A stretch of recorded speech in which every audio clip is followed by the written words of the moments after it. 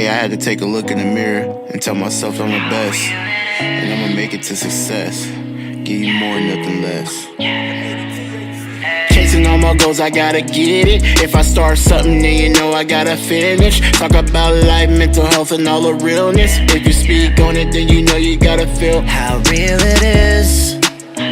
How real it is. How real it is. How real it is. Hey, yeah. What's the vibes, y'all? What's good, everybody? How y'all doing? How y'all been, man? What's up? It's your boy Suavee. It's your boy Hayden THC. And you are watching How Real It Is podcast. Yes, Yes, sir. Yeah. So last episode, Hayden interviewed me, so I decided that I'm going to interview him. Yeah. Are y'all ready for this? Let's go. Let's go. So you have Hayden THC, songwriter, entrepreneur, engineer. Yeah. All of it. A man of many hats. You know what I'm saying? And yeah, man. So we're gonna get down to it. Hayden, man, tell them a little bit about yourself. Okay. So what's up, everybody? My name is Hayden THC.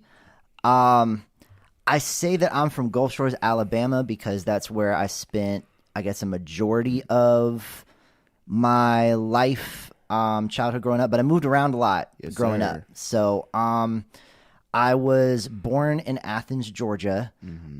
Go Dogs. Both my parents went to UGA. So but when I was about 7 months old, we moved down to Southwest Florida. Lived there for a little bit until I was about 7, because it was right before my 8th birthday. Nice. And so my parents split up, and I might get more into that too, just because that was something that I didn't realize how much it affected me. And it wasn't so much that they split up; it was just a lot of the circumstances around it. Of course. And then went to live with my grandparents. They lived in middle Georgia, like literally in a trailer in like the middle of nowhere. Lived with them for about a year. Then moved to Boston for a few years, like literally from the trailer in the middle of nowhere, Georgia, to like the inner city of Boston in the South End, which especially at the time was a really bad area. It was not a good area at all. And so from there, after a little while there, my mom and then stepdad we're just like, yo, this is like not a good place to raise a kid. So we ended up moving down to Gulf Shores, Alabama. Wanted to be somewhere near the beach. Nice. And that's where I went for like middle school and high school. I was in Gulf Shores, and then went to college in Nashville, Tennessee. And lived there for about 12 years. Yes, sir. And then here I am in Atlanta a couple years later. ATL, man. Yeah. So yeah, man, that's amazing. So can you tell us a little bit about your upbringing? Yeah. So it was a lot. I mean, it was different, right? You know what I'm saying? I mean, not to me, but of course. I think it was, I would say even for a lot of people, it was pretty different. So one of the things that was super, I think weird for me is just having to, and this is, I guess, kind of earlier, and I guess this is a good time to, I guess, talk about it and bring it up. But, so when I was 7 and my parents split up, I had no idea what was going on. Yeah. Like, literally, I didn't know what was going on in the background.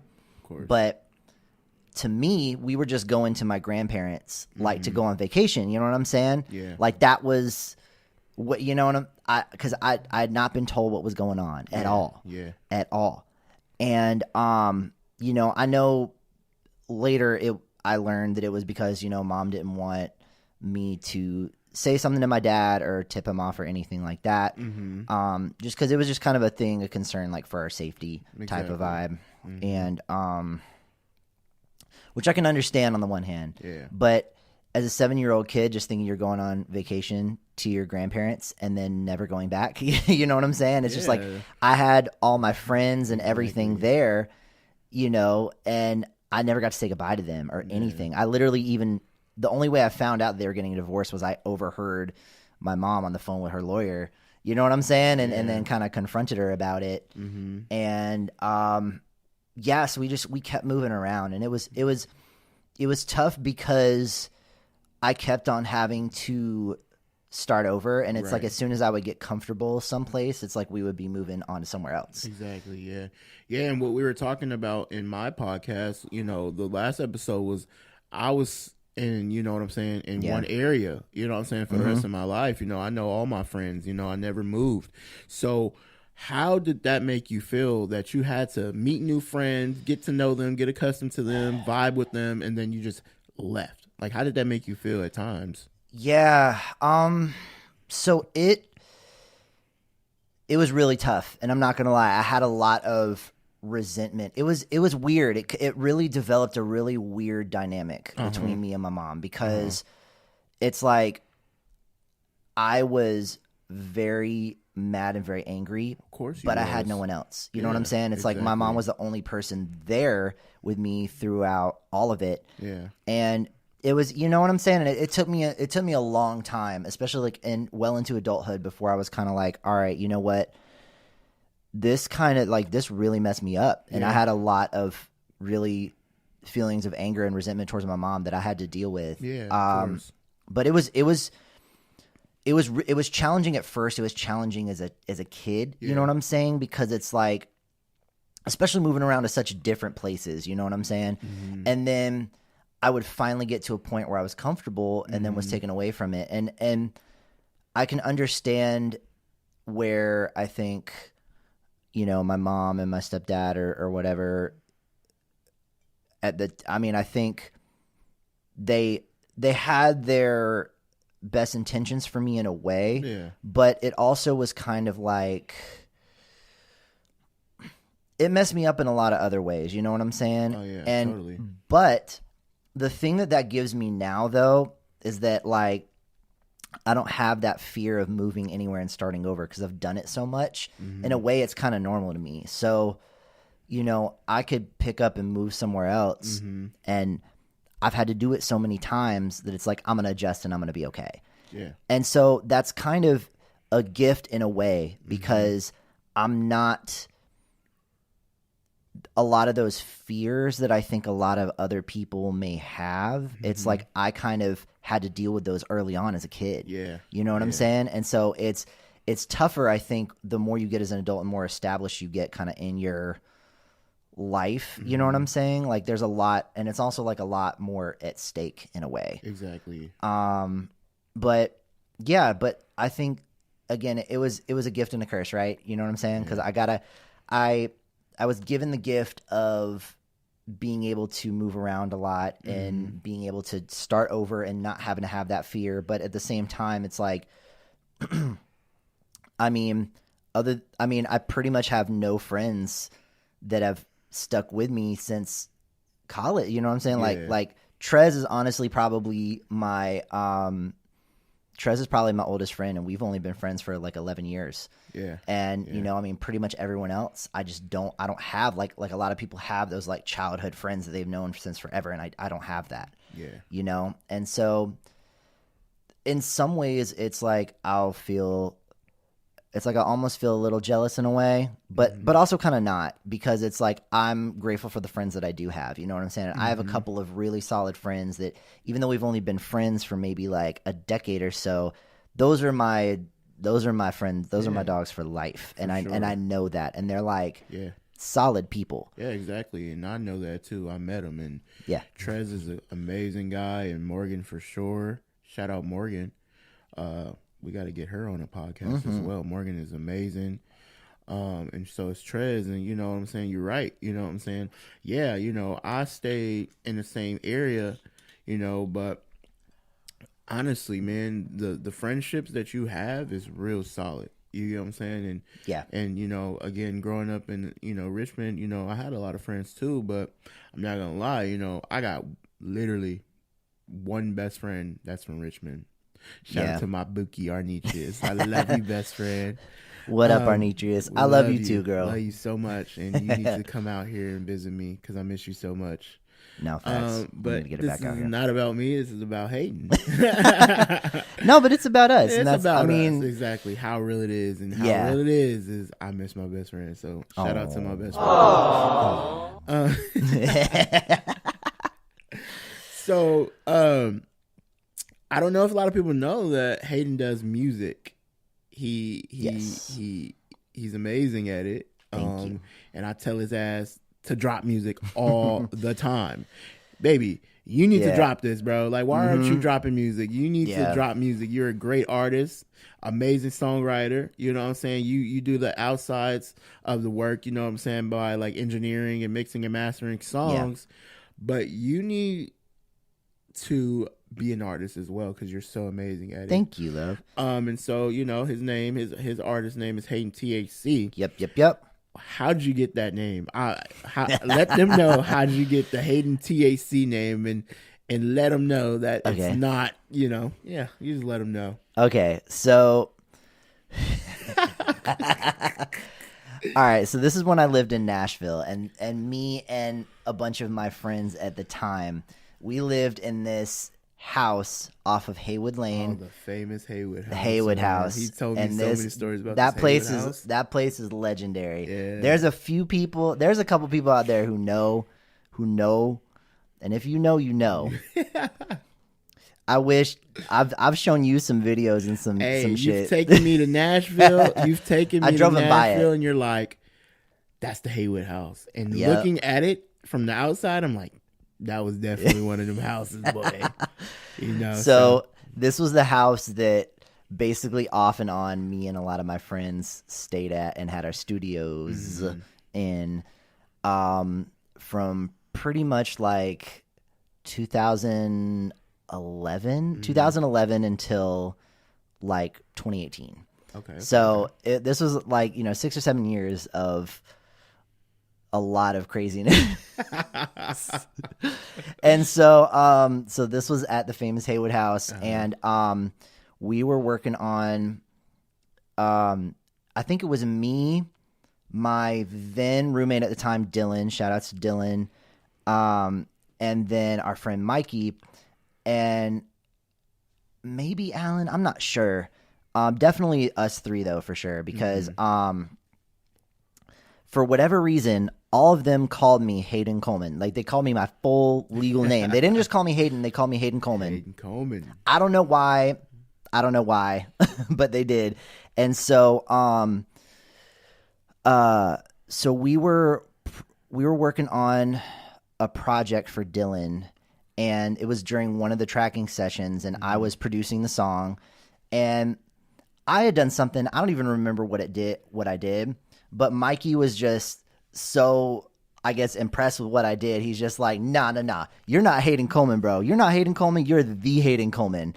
And then Dylan, who was high as balls at the time, was like, yo, the Hayden Coleman, like THC, bro. And then he's like, that should be your name. THC. And like, they just started chanting it. I say that we were all high.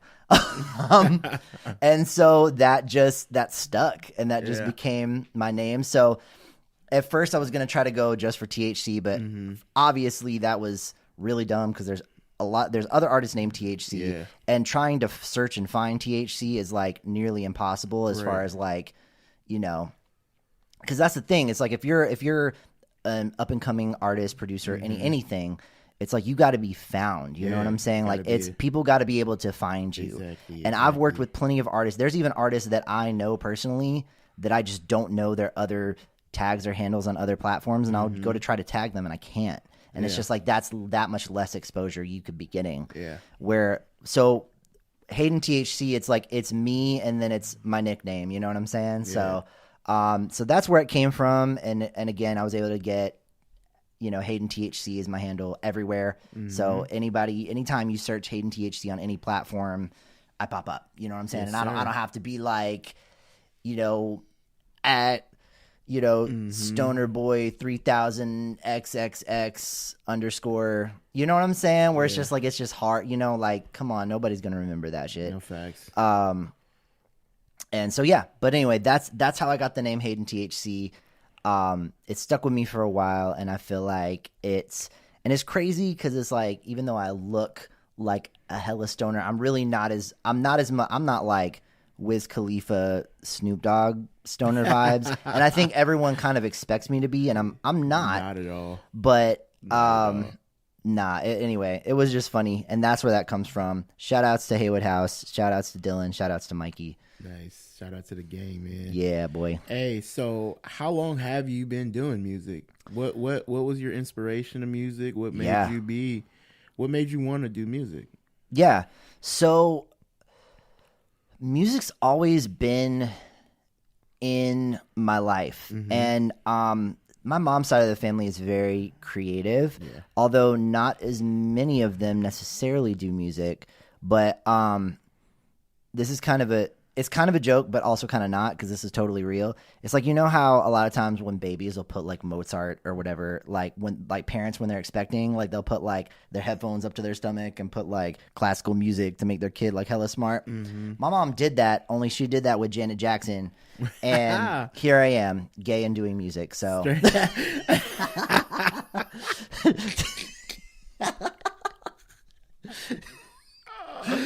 take that for what you will. Facts. Again, that's a joke, but that's 100% real.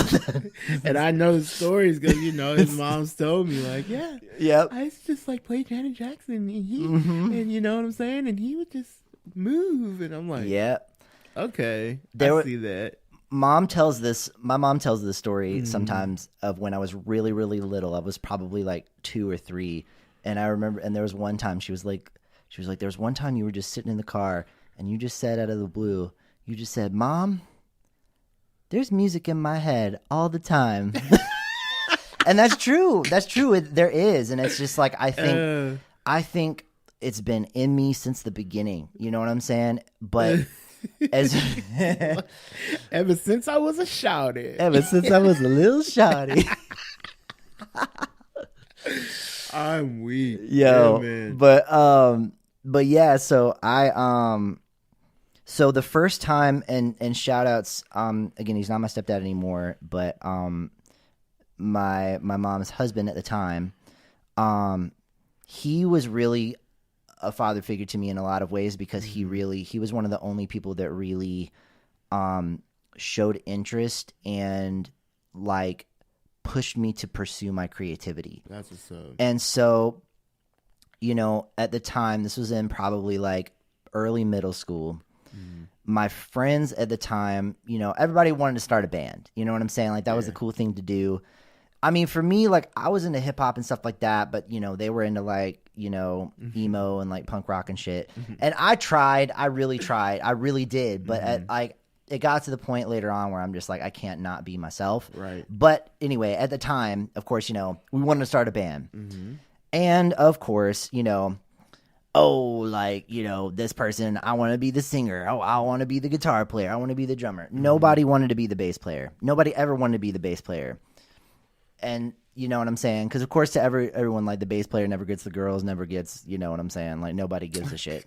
And so I wanted to be included. So I'm like, fuck it. I will play the bass. I did not know how to play bass. And so, but I really, really wanted to learn. And so,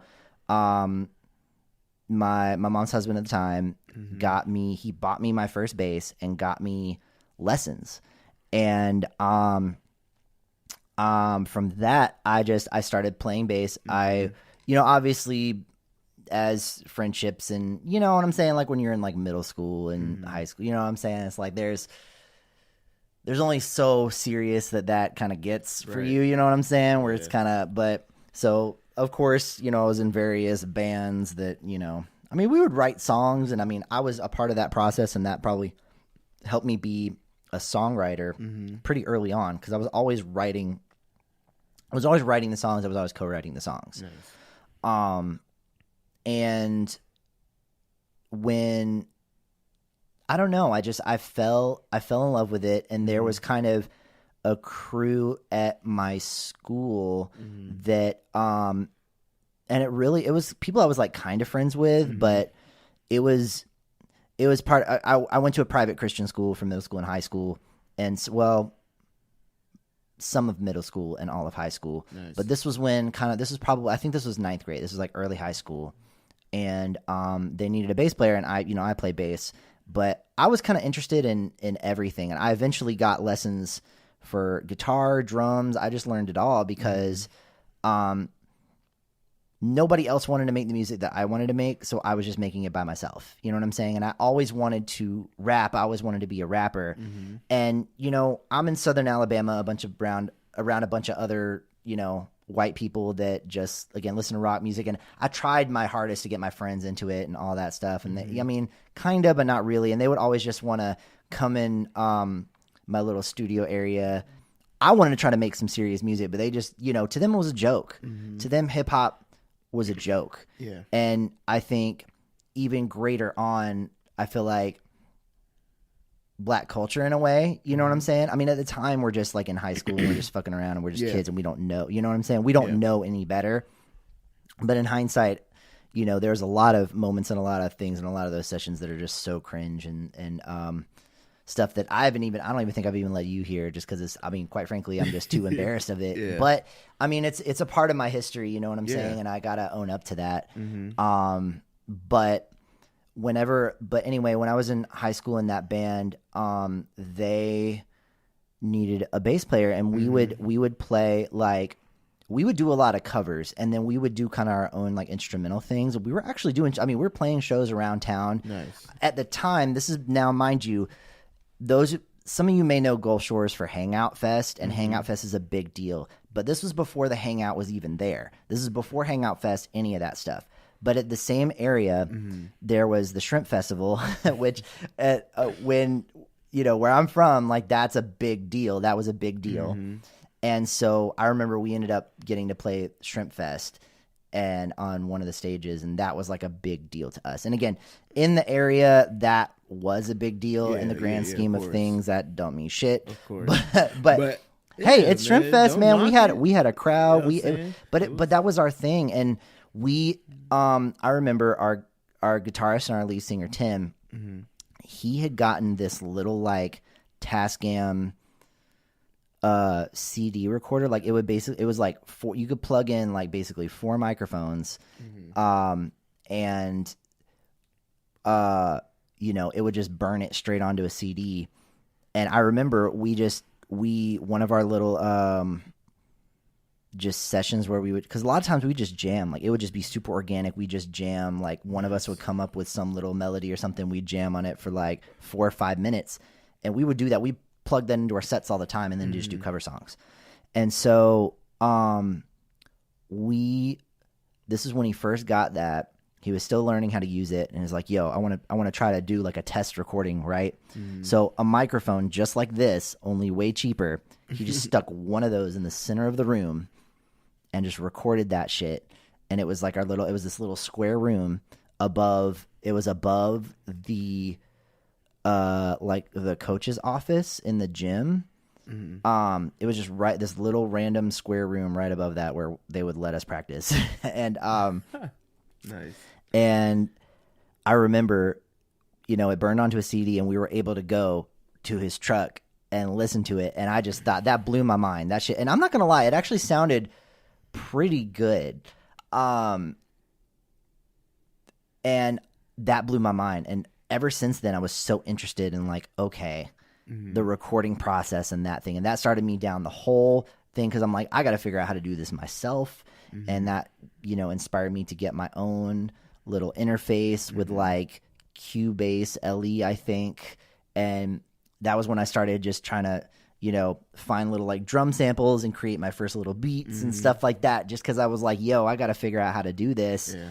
And I was in that had me hooked from then on. And so I would do it, you know, because again, I wanted to be a rapper and I didn't know anybody who made beats. You know, this was before you could just go to YouTube and be just like NBA Youngboy type beat and find your shit. You know what I'm? No, and before YouTube to MB3.com existed, Facts. like, you know, I couldn't just go online and just find those beats, so I had to learn myself. Yeah. And honestly, too, I was very self-conscious and I was too scared to put myself out there as a rapper, as an artist.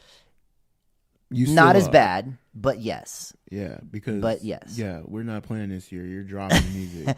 No, yes. But I have dropped music as an artist now. You have. And I haven't, I mean, if it wasn't for him, I wouldn't be doing that. I wouldn't have done that. Because he's just like, I don't know, you like that? I don't know, you like. I'm like, yes, bro, it's really good. You need to drop it.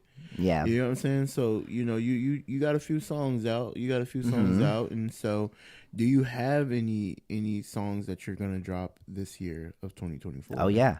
So we're working on our joint project right now. Yeah, boy. And don't say it, but he said no, I'm saying it. Man, no, we dropping that. Listen, we dropping that this year. We're almost done. We've got. 2 songs? We're waiting on one feature, yeah. and then we've got one other song to finish up. Yep. And then it's mixing time. Mixing and mastering, so baby. Yeah, yes, so I'm really excited. And again, we're gonna play some exclusive snippets for that on this show for sure. So stay on the lookout for that, be ready for that. And yeah, man, it's taken us about a year and a half. Yeah. To drop this collab, because we were trying to be in the moment. Like, you get what I'm saying? When stuff happened to us, when, you know what I'm saying, we're like, oh, let's make a song about it. You get what I'm saying? So it took us a while, but it's coming, y'all. Stay tuned. No, facts. Yeah. And I'm really, really excited about that. I've got some other singles that I'm going to be dropping this year as well. Yeah, and it's I'm really, really excited about, you know, what we got going on this year and everything like that, and very much looking forward to that. And again, so this has been a big journey for me, and this is something that I am very much, you know what I'm saying? Like I get it, because, and again, I started out, you know, when I was in college, and the first time I got any sort of professional work producing or anything like that, it was my roommate at the time, Alan, and he was working with a pop artist named Colt Cleveland. Shout out to Colt.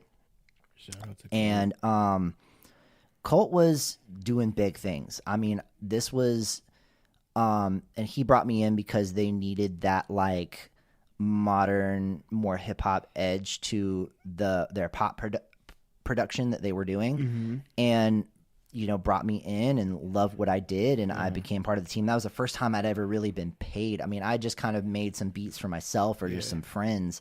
You know what I'm saying? Just like on some just kind of whatever type shit. But this is the first time I'm like, yo, like they're wanting to pay me to do this. You know what I'm saying? And I was like, wow, I don't know. And I was like, yo, like I might actually be able to really like do this as a career, like for real. Seriously. Because I'd always, again, I never believed in myself to be good enough. And even I went for music business rather than music, because I thought I can still do music, but I'm not good enough to be like, you know, X, Y, and Z. And that's how I always felt about myself. I was always very insecure. It's crazy. And so I never really took it seriously like that. And then that changed my life. I'm not going to lie. And I mean, unfortunately, you know, Colt was in a really bad deal that we didn't know at the time. And again, we made a whole album, and that album is incredible. And I don't even have the final mixes and the final masters of that like in my possession, but I've heard it, and I'm telling you, I don't say this lightly, but there's at least one song on there for sure that would be like on the Billboard top 10. That shit could drop right now. Nice. And would go crazy. Nice. And I don't say that lightly. And, you know, Colt and I worked together some since then. And you know, I think Colt had a bad experience with his second project that he did with some of us, and you know, I hate how that went down. And but again, and I get it from his perspective and knowing everything that he went through, and he's unfortunately not really doing music anymore, which I've seen a lot of, and it's tough because this industry is really tough, and there's a lot of people that are going to take advantage of you and take a lot of your money, and that just happened to Colt multiple times in different ways, and but I'm really grateful because if it wasn't for that, if it wasn't for him taking a chance, and Colt didn't even know me, but Alan did, and he trusted Alan enough at the time to make me part of that production team, and that was what really, again, that changed my whole life. And I went through some ups and downs, and I quit music for a while, for about 6 months, because I was so focused on the money that I was just doing things that I hated just for the money. And it wasn't even great money, just because I ended up getting in a bad business situation, which I'm sure probably eventually we'll get more into, but and then end of 2016 is when I was kind of, I had gone through, like 2 kind of major breakups throughout 2016, and was kind of the last part of 2016, I was really kind of like, all right, I got to change some stuff. Like I got to turn some stuff around here. And I did. And I got, shout outs to my homie, Cookbook from LA Symphony. I kind of became friends with him, and he was doing this really good goal setting thing.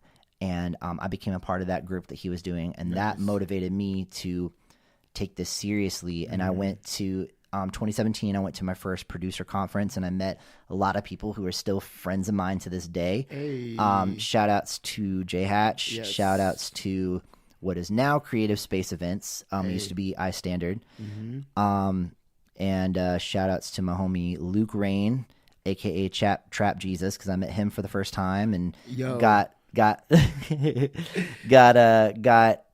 lot of the friends that I have today, and grateful for all that. But that was when I was like, and then Trez and I got really locked in. Just 2017, we just started getting in the studio all the time. Started, you know what I'm saying? He brought me in to help me on his Die and Breed mixtape. And, all these things have just led me, I guess, to the point that I am today. And I think 2017 was when I really decided, like, nah, I got to really bet on myself. I got to go for this, because this is what's in my heart. This is my passion. Like it's, and shout outs to, because when I quit music, Dylan, who I had talked about earlier, he was, and I think this is where I got the THC nickname from, when he was working on this project. I don't think he ever decided he released some of the songs from the project, but he didn't release it as a whole project. But he brought me in on one of the songs, and that was the first time in a long time that I had gotten that spark again, where I just created for the love of it. And that was when I was just like, all right, there's something here. You know what I'm saying? Like there's something here. I've got to, I can't just not pursue this, because it's in my soul. And I felt that again for the first time in a while. And I don't know, there's just a lot of those little moments that have led me to where I am today. And now it's, here we are, it's 2024. Yes, sir. And you know what I'm saying? Like, we got our foot on these people's necks out here, boy. Like, we're not playing. You know what I'm saying? Like, we're doing this shit. And I mean, I'm really grateful. I've gotten with I've gotten signed, and I work with on the business end as well, a company called Made by Us Music. Shout out Made by Us. Shout out Made by Us. And we've been getting some placements through there, which has been dope, some sync placements, and just things like that it's just like, I mean, I'm making money, not all of my money, you know what I'm saying, but I am making money on a semi-regular basis from music, and that's more than a lot of people can say, and I'm very grateful for that. And so so that's kind of my journey as far as for music that's gotten me here today. Maybe might have been a more long and involved answer, but hey, all good. That's me. That's how real it is. That's how real it is. Straight up, man. Yeah, boy. I got one more music question for you. Go for it. As far as you've been doing music for a while now, what's one of the biggest accomplishments you've had in this music industry? Man, okay. So this is probably still my biggest, I would say, thus far on my resume. And man, how this came about was crazy. So I have a placement with an EDM artist named Kazette. He's signed. So I don't know if you guys know who Avicii is or was. Rest in peace to Avicii. But man. Avicii had a label, and Kazette was is still, because they're still on that label, one of the main artists on this label. So, Dylan, my roommate and my friend, he was pursuing a songwriting career very seriously there for a while. Mm-hmm. And, me and him were working on stuff all the time. And so my friend Morgan, shout out Morgan Bosman. She, her and I had worked together on some stuff, but she had wanted to work on a song like just with me, just from scratch. And so she was doing this thing called the Coloring Book Challenge, where she basically got these different coloring books and would basically write a song inspired by some of the pages on this coloring book, which was super cool. And I loved that. That's dope. I didn't even know that. Really? That's crazy. Yeah. That's amazing. And so she had this, this is so real, but she had this coloring book, and it was a picture of these cats in this little like town and like driving cars and all that stuff. And so she had kind of come to me with, she was like, yo, I love, we had become friends at that time. And she's like, yo, like, we really gotta like, I want to get you involved with the songwriting challenge. And I got kind of a little idea for this song based on this coloring book thing. And so that's where those first lines come. The crazy little town, people running around, I feel safer on the ground sometimes. And so like it's because of the cats in the town and all the hustle and bustle. Nice. And that's where she got the inspiration from that, which is crazy, right? So she wanted it. She was like, yo, like I want to do something, because she was kind of in that place where she was like, all right, everybody boxes me in as this like, soul singer or whatever, but I'm trying to do some different shit. Yeah. And I'm like, bet. Yeah. So one of the people that she really, really liked was Alicia Keys. And this is around the time In Common had dropped by Alicia Keys. And she's like, I think it's so dope that Alicia can do something really like soul driven and then something super kind of like dancey and stuff like that. And so we're just like, all right, cool. And so it came together super organically, and Dylan happened to be there as we were working on this song, and Dylan helped co-write the song with us and played some of the guitar on the song. And so it was one of those ones that was just we were done within like 15 minutes, like type of vibe. Fire. Like it was just so like everything. Like sometimes as a creative, you'll get in there and it's just not happening. This was the complete opposite of that. It's like we were in there and it was just so organic, and we just, I don't know, we just caught a vibe and just felt it, and we captured that really, really well. And so we made this song and put it out, shot a music video to it called Runaway. And so Dylan had been taking songwriting very seriously and had gotten himself a manager, and his manager had linked us in with a manager of this kind of up and coming EDM artist.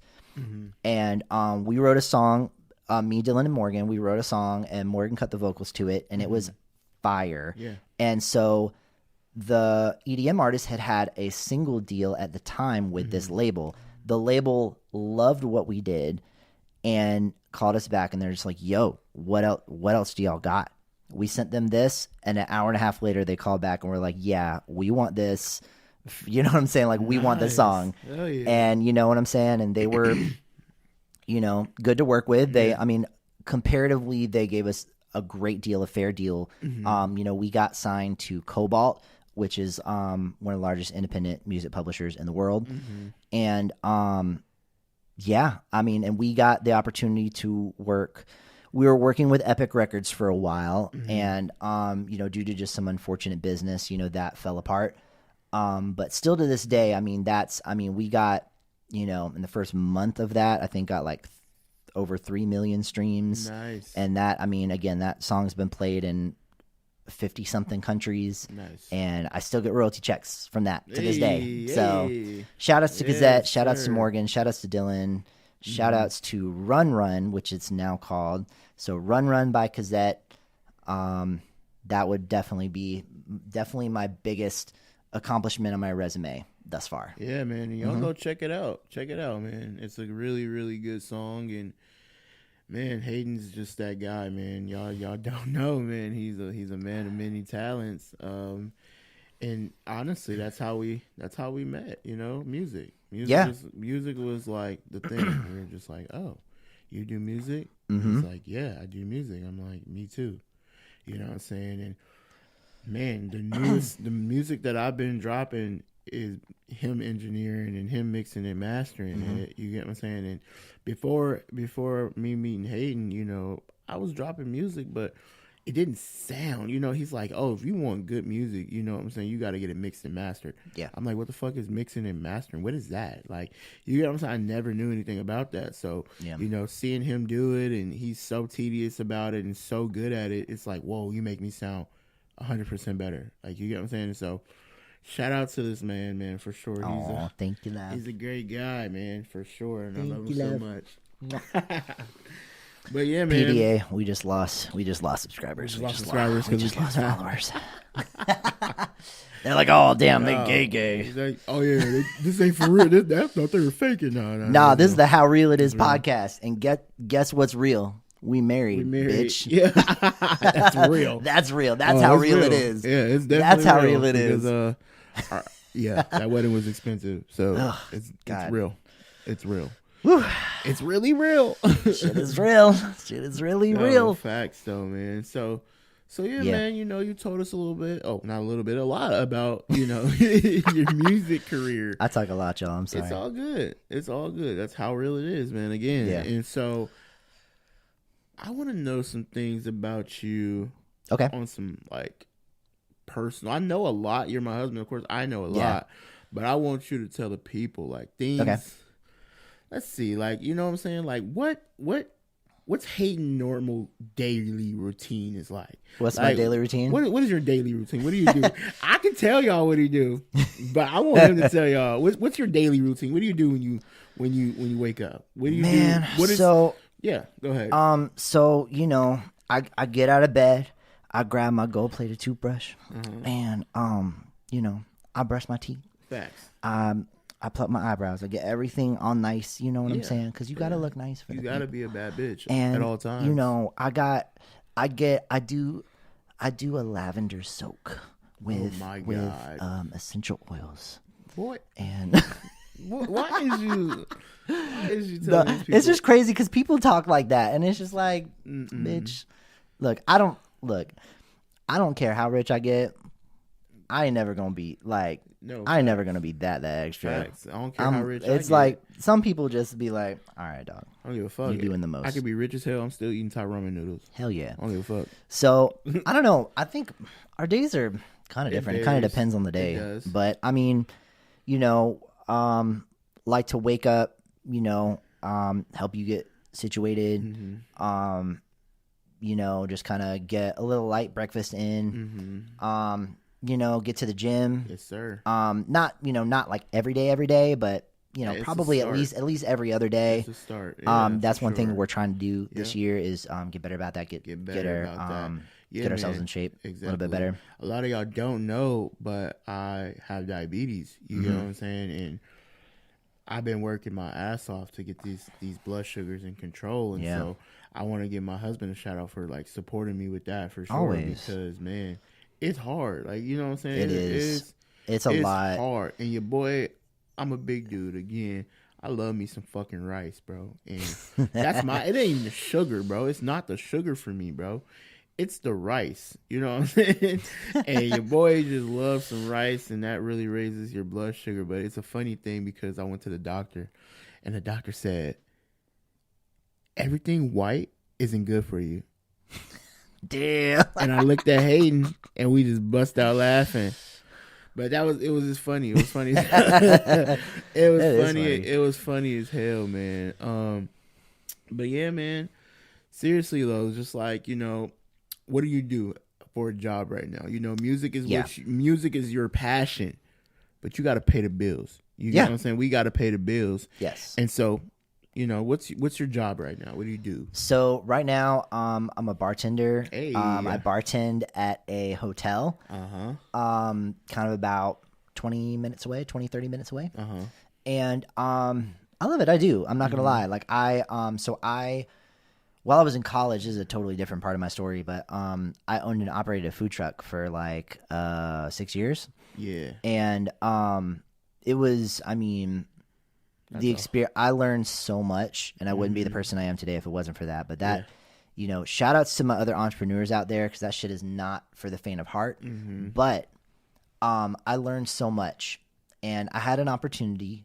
I had some opportunities come up with music. This is when I was starting to really take it serious. Mm-hmm. And, it was like, because I always had to sacrifice time from one of the things, and one of the things would suffer between music and the food truck.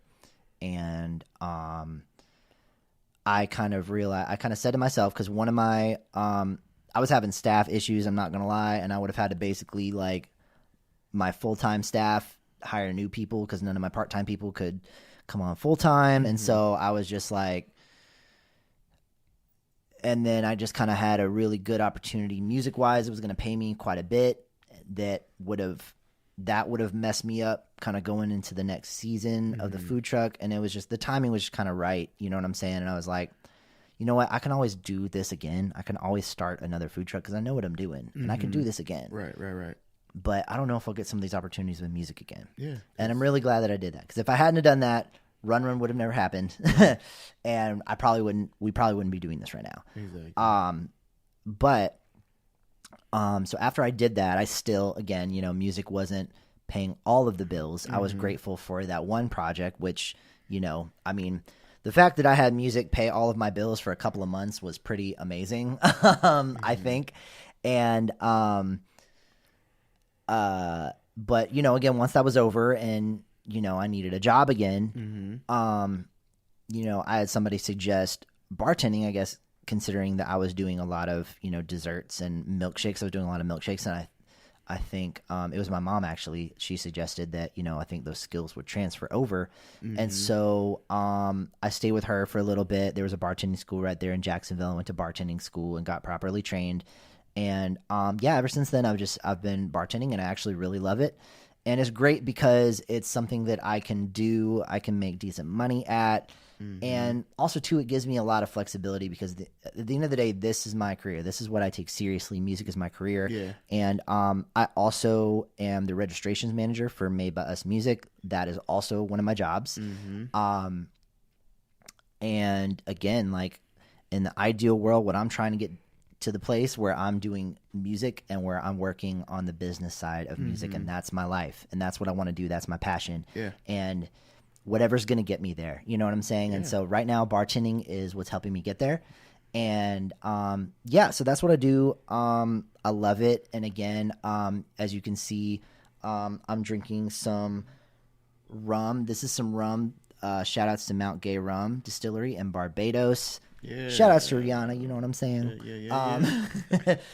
Shout outs to the whole island. I love Barbados, I'm not gonna lie. Nice. And so I got a little bar set up, and that's something that I kind of want to include and want to try to make some more content around. I'm not.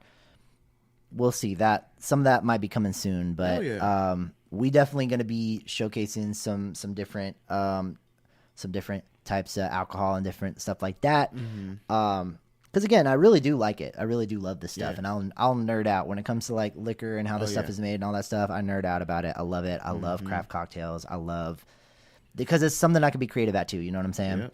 And I love it. Creative person. So yeah, man, that's amazing. And so music, bartending.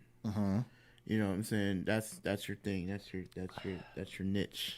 Yeah. You know, so so man, that's really amazing. So is there, if you can tell somebody something about life, what would you tell them? Wow.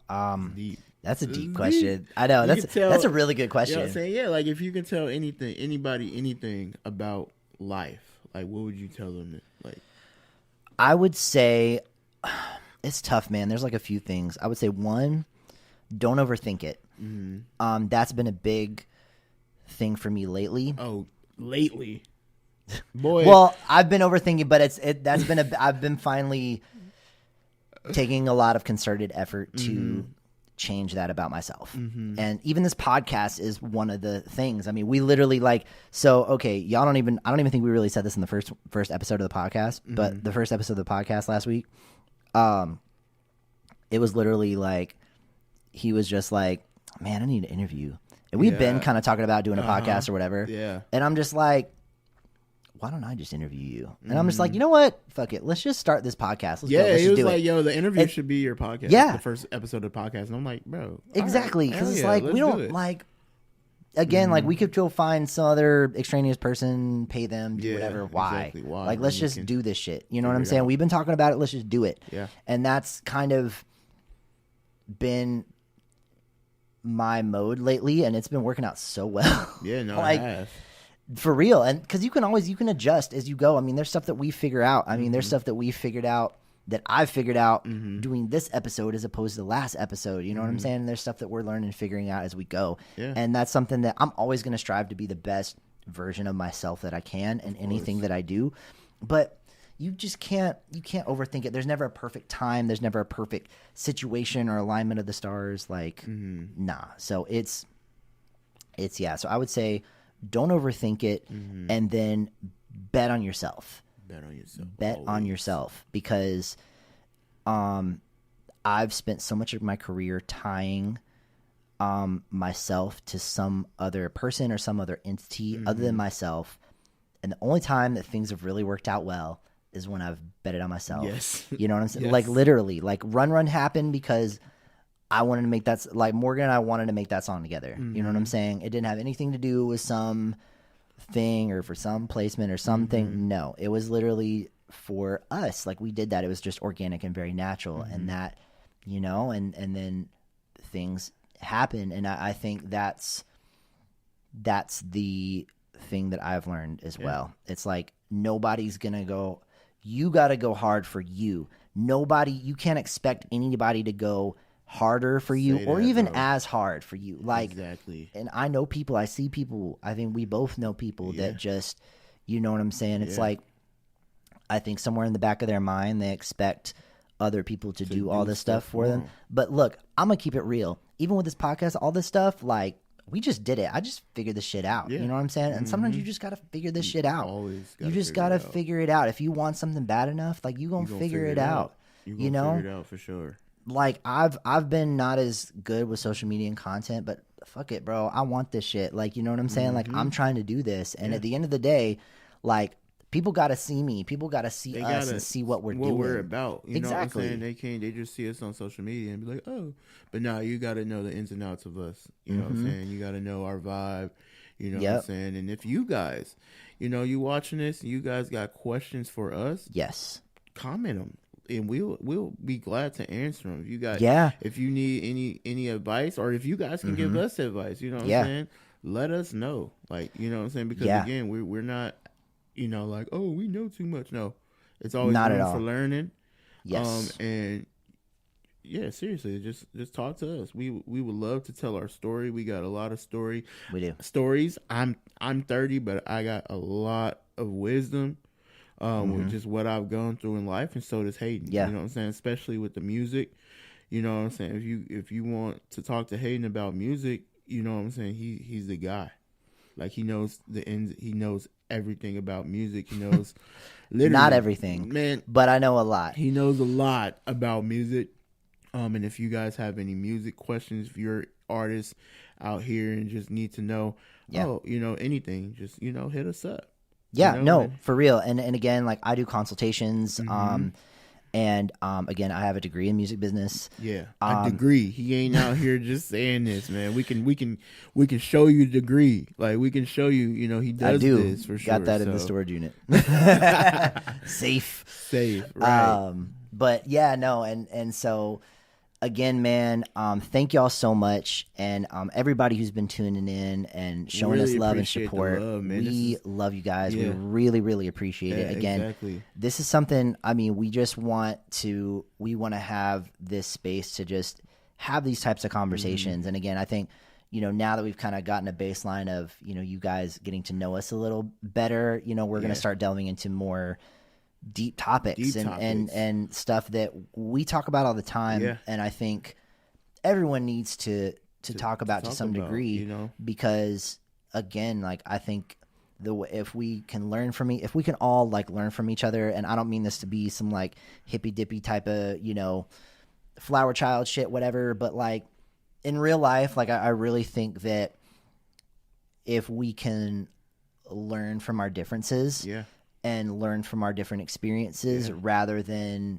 you know, attacking each other or kind of being offensive and defensive about it. Yes, I think that's at least to me, that's what's been the biggest change in me in my life. And I think that's how we can help make this world a better place. You know what I'm saying? That might sound corny as shit, but I really believe it. No, I'm serious, because there's a lot that we've learned from each other, and I think that you know, we all have a lot to learn from everybody. Exactly. And we're just trying to create a space where we can do that. So shout outs to all of y'all. Thank y'all for showing us love and support. So and we have a name now, the How Real It Is podcast. For those of you who haven't caught that or noticed that since the first episode. You know, a friend of ours actually came up with that. Shout out Young Ev, man. Shout out Young Ev. That was him. Gotta give him the credit for that. He's an amazing artist as well. Yeah, follow him, because that man is Young Ev. Ev takes this shit serious, man. He's really doing this music shit for real. So shout outs to Young Ev. Thank all of y'all. And again, like, let us know if there's any topics you want us to discuss or cover. Let us know in the comments. Please like, please share, please subscribe. We're on all platforms now. So we're on YouTube, Spotify, Amazon, Apple Music, anything for podcasts, we're on it. So yeah, man, tell a friend, like, comment, subscribe on this YouTube. Yeah. And on all the social media platforms. Yep. You know what I'm saying? At How Real It Is Pod everywhere. Yeah. So, I think that's it. We'll see you guys next week. And I'm really excited because coming up, we've got an interview with our homie Trez that's going to be coming up on one of the future episodes. So fire. That's going to be really good. Yeah. Again, Trez is my best friend and has been a friend of mine for 11 years, and we are super excited to have him on the show. So, man.